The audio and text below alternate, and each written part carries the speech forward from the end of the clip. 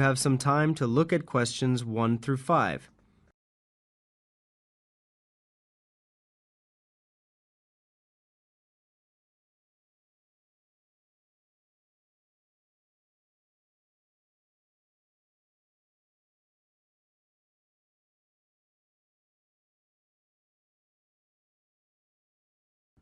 Now we begin. You should answer the questions as you listen, as the recording is not played twice. Listen carefully to the conversation and answer questions 1 to 5.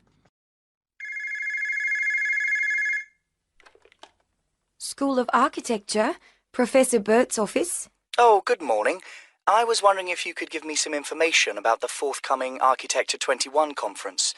Dates, enrollment procedures, costs, that sort of thing.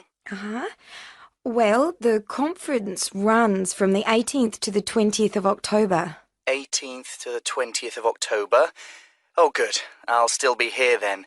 And, where exactly is it being held? Is it at the university, as in previous years? No, it's actually being held at the Pacific Hotel. We've rather outgrown the university conference facilities, so we've opted for this new venue. Right, Paradise Hotel. No, the Pacific, that's Pacific. Oh, right. And presumably we can get accommodation at the hotel? Yes, but you'll need to contact them direct to arrange that. I'll give you the number for hotel reservations. Have you got a pen ready? Yes, go ahead. It's area code 07 and then 9333 2266. And what's the registration fee? Individual fees are $300 for the 3 days, or $120 a day if you only want to attend for 1 day. Are there any student concessions? There's a 50% concession for students, so that's $150 for the 3 days, or $60 a day. And am I too late to offer to give a talk? Oh, I'm pretty sure you've missed the deadline for that. Oh, really? But I've only just arrived here in Australia. Is there any way I could have a paper accepted? Well, you'd need to talk to Professor Burt, the conference organiser. I can put you through if you like. That'd be great.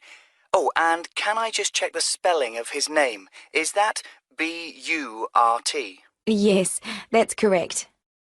You have some time to look at questions 6 to 10.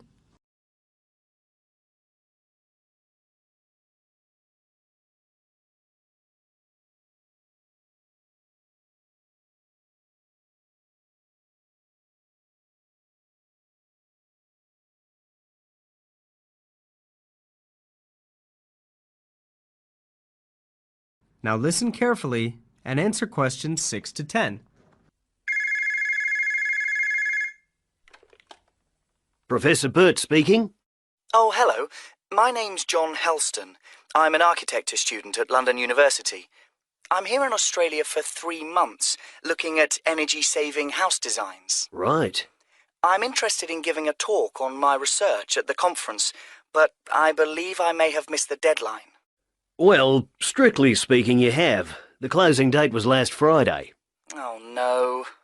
But we may be able to include your paper if it fits into our program, but you'll have to be quick. OK. What do I need to do? Send me a summary of your talk, and make sure you include an interesting title for the talk, something to attract people's attention. OK. Interesting title. Right. I'm looking at ways of designing buildings for tropical climates that don't rely on the need to include air conditioning, so I'm sure I can come up with something. Yes, quite. But remember, the outline should be no more than 300 words. Right. I'll try to keep it down to 300 words, but would 400 be OK? No, not really, because we have to print it in the proceedings and we just don't have the space. Sure. I understand. And also, can you send me a short CV, the usual stuff, name, age, qualifications, that sort of thing? Right. OK. Short CV. Actually, you can email it to me. That'd be quicker. Sure. What's your email address? Well, the best thing would be to send it to the conference administrative officer at info, that's INFO, at uniconf.edu.au. Right, I'll do that straight away. That is the end of section 1. You will now have half a minute to check your answers.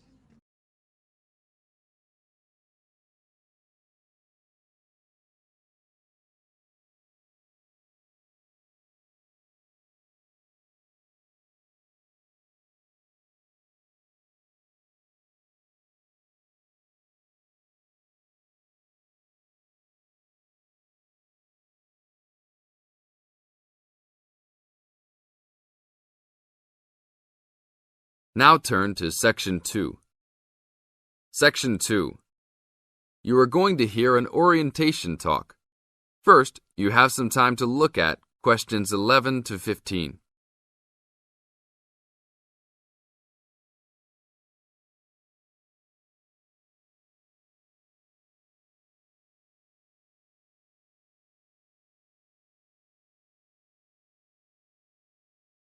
Now listen to the tape and answer questions 11 to 15. Welcome to Orientation Week. Today I am here with the captain of our school's women's gymnastics team. Her name is Elizabeth Rain, and she is a fourth-year student. I hope you can all see her as an example of a responsible student and athlete, a role model for everyone. Hi, Elizabeth. Thank you for stopping by our Orientation Week. Thank you for having me. Welcome to our university, everyone. If there are any of you thinking about joining our school's athletic program, I would strongly encourage you to do it. Being a part of the gymnastics team has been one of my best experiences during my time at this school.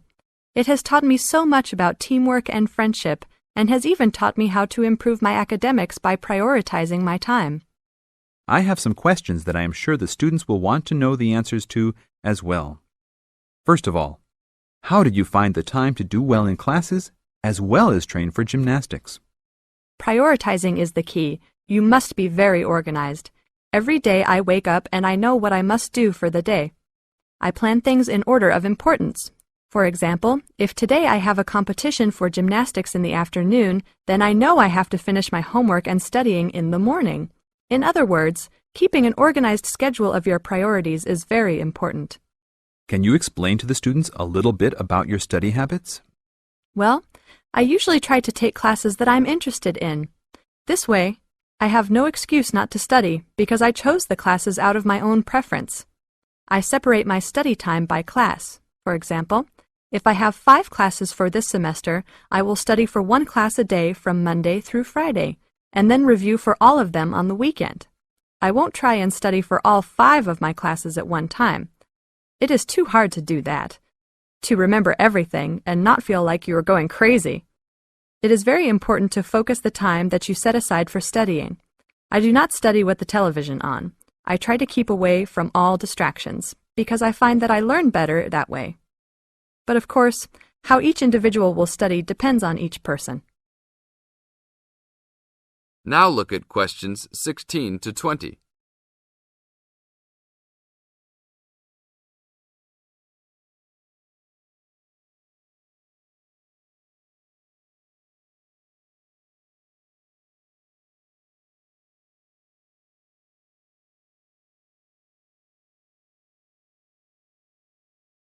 Now listen to the tape and answer questions 16 to 20.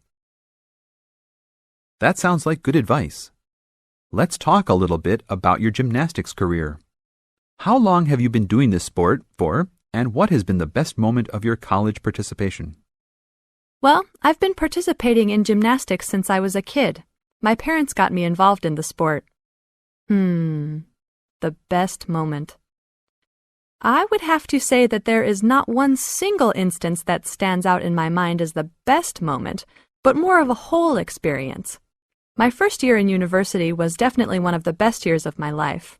I met my best friends that year and really learned to grow up and be independent. Our team went to the national championships that year, and it was an incredible experience, so I would count the whole year as my best experience in college. How about the worst moment?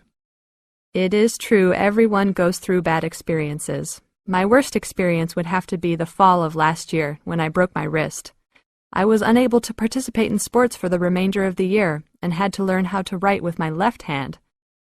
I guess when I look back at it, though, even though I wouldn't wish this to happen to anyone, this experience definitely made me stronger as a person. It taught me to look at life with a new perspective and to really value the friends and family that are important and close to me. Thanks for your time, Elizabeth. Do you have anything else you want to tell the new students? Just have a good time. Don't stress out too much, but be responsible for your actions. Work hard and play hard. That's my motto for life. This is the end of Section 2. You now have 30 seconds to check your answers.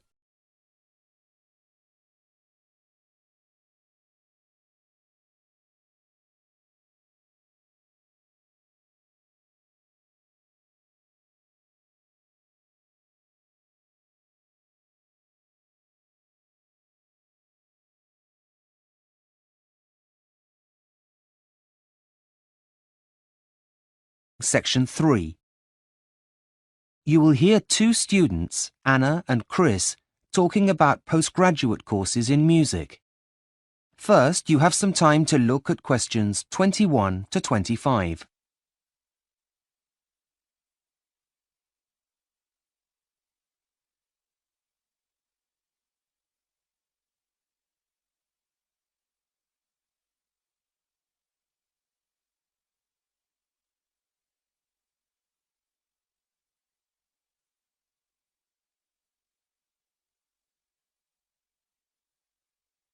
Now listen carefully and answer questions 21 to 25. Hi, Chris. What are you doing here? I thought you were supposed to be revising for your finals in the library. Yeah, well, I decided it was time for a break. I really wasn't being very productive, so thought I'd come and have a coffee and some fresh air to see if that'd help. What are you doing with all those prospectuses? Well, I'm trying to decide which university to apply to for my MA in music. The choice is really overwhelming. Well, that certainly is a big pile of prospectuses. Maybe talking about it will help you at least narrow it down. I've got some time, and to be honest, it'll be a welcome distraction from my dissertation. Great! Thanks, Chris. So far, the universities that appeal the most are the Academy in London, Leeds Conservatory of Contemporary Music, and the Henry Music Institute, which is also in London. I'm not an expert, but wouldn't the Henry Music Institute be the best, as it's the one that everyone's heard of? Well, yes and no. Leeds Conservatory of Contemporary Music is also pretty famous. And although the Academy in London is less well known, they've got some excellent modules on offer. But still, it's always good to have a well-known name on your CV, even if Leeds Conservatory of Contemporary Music and the Academy in London are good. What about the entry requirements? That might help you to make a decision. Well, funny you should say that, as I was just looking at them. The Academy in London requires an audition, as does the Henry Music Institute. Leeds Conservatory of Contemporary Music doesn't? No, they want candidates to compose a piece of music instead, before attending an interview. Don't the others require you to do that? Compose, that is. No, the others ask you to write an assignment, stating why you want to join the course first of all. But if I pass that stage, then I'll also have to attend a face-to-face interview, like the other two places, with the head of school. Assuming that goes okay, then I'll be accepted onto the course. Right. Sounds tough. I know, but I suppose it's for a master's degree, so I wasn't expecting it to be easy. What about the fees? Are they all the same? Well, surprisingly, the fee structures are very different. Why's that? I really don't know. But, for example, the Henry Music Institute is the most expensive, at £8,000 a year. Next comes the Academy in London, and the cheapest is Leeds Conservatory of Contemporary Music. How much are they exactly? Well, for a full-time course lasting 1 year, it's £7,000 at the Academy in London and £6,000 at Leeds Conservatory of Contemporary Music. OK. Well, what other expenses do you have to take into consideration, like train fares, for example? If you're going to be travelling home and back during the holidays, that's got to be a factor. I'm not worried about that. Though insurance is an added cost, as I'll need to make sure my instrument is covered. However, all of them require me to send in a cheque for the charges for applying before they'll process my application. Is that normal? Apparently. Can I have a look? Yes, of course. Here you are. What is it? Well, I think you might have a problem. Why? What is it? Well, it says here that the deadline is January the 9th. That's next week. Where? Let me see. Oh, you're right. Which prospectus is this? The Henry Music Institute. Oh, no. What am I going to do? Make your decision now? Is the closing date the same for all of them? Let's check. Look here. Leeds Conservatory of Contemporary Music is on the 19th, but the Academy in London isn't until the 30th of this month. OK, I'd better hurry up and make a decision. Before you hear the rest of the conversation, you have some time to look at questions 26 to 30.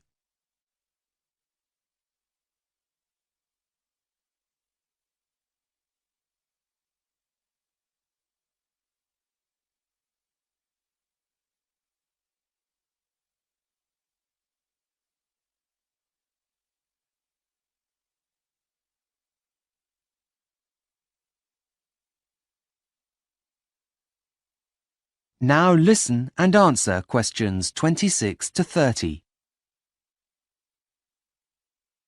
Right. Now, apart from those 3 colleges, I also wanted to have a quick flick through Northdown colleges and the one from the James Academy of Music. Look, here it is. Facilities at Northdown College. What does it say? Well, it has a library with a dedicated historical research section that's world famous. That's all very interesting, but it's not going to make me go there. OK.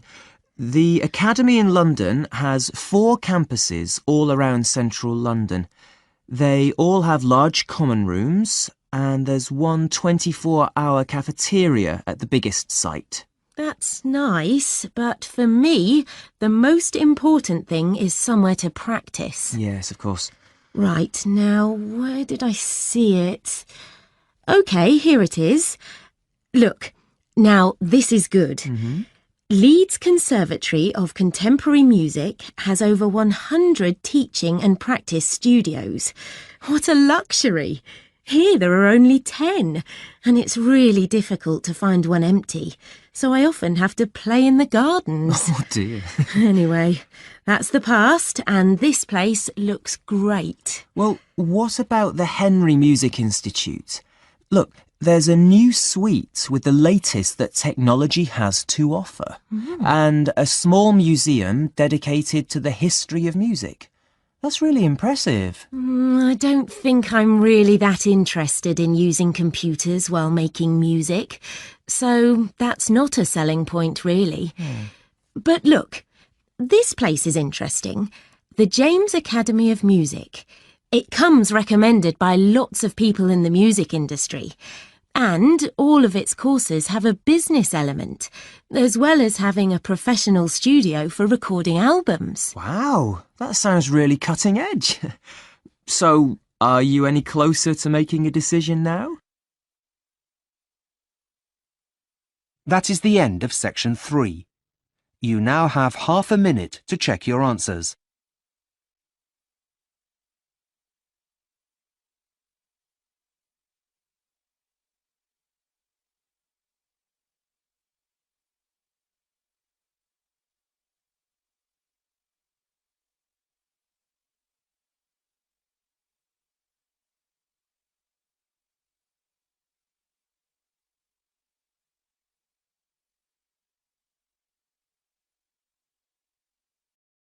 Now turn to Section 4. Section 4. In this section, you are going to hear a lecture on ecology. First, you have some time to look at questions 31 to 35.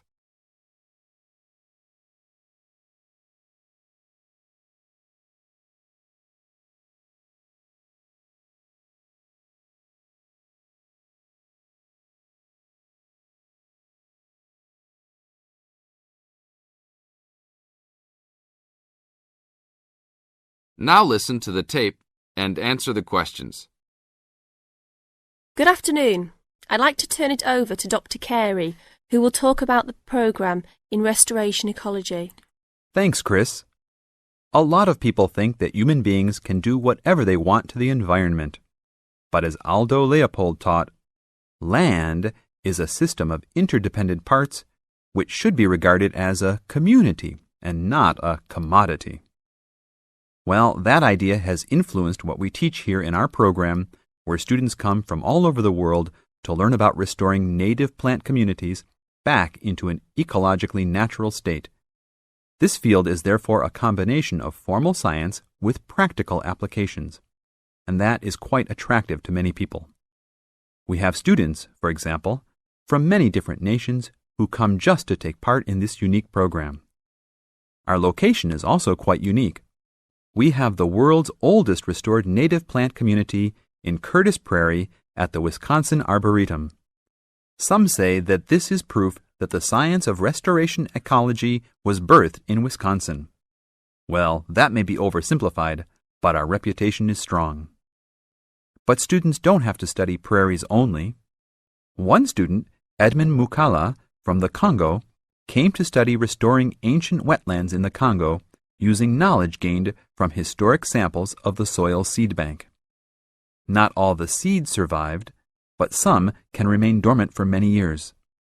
Mr. Mukala wanted to find out what type of community would be most similar to that ancient seed bank.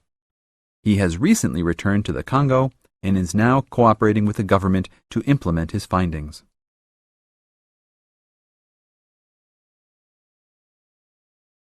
Now look at questions 36 to 40.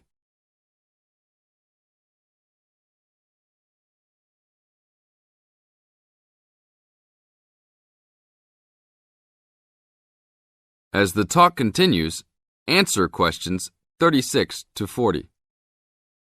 So the only prerequisite for doing research here is that it is a native plant community.